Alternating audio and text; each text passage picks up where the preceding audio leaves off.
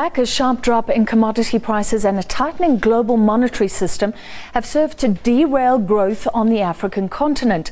The World Bank says it expects Africa's growth to slow to 3.7% this year.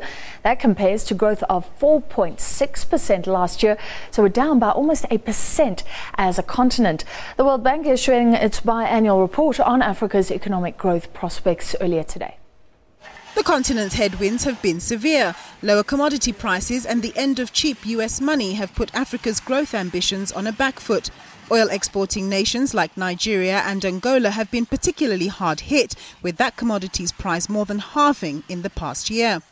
But the World Bank says African countries need to use this window of slow growth and the downturn in the commodities cycle to boost structural reform efforts internally, improve the management of the tax system and invest in infrastructure. It says such efforts will go a long way in attracting foreign direct investment and ultimately improving growth prospects. South Africa is one of the countries whose growth forecast has been downwardly revised. The main reason for doing this, of course, is that the power situation remains constrained in South Africa, but also that the prices of South Africa's main commodities have deteriorated quite substantially over the last couple of months.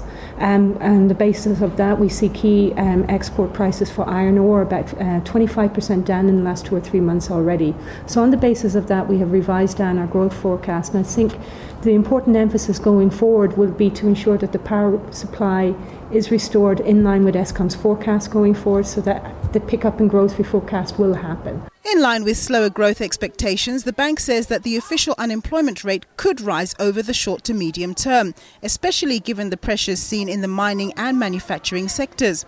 Under the bank's newly revised poverty line rate of $1.90 a day, it estimates that some 7 million South Africans will be living on the poverty line for at least the next 3 years. Nompumelelo Siziba, SABC News, Johannesburg.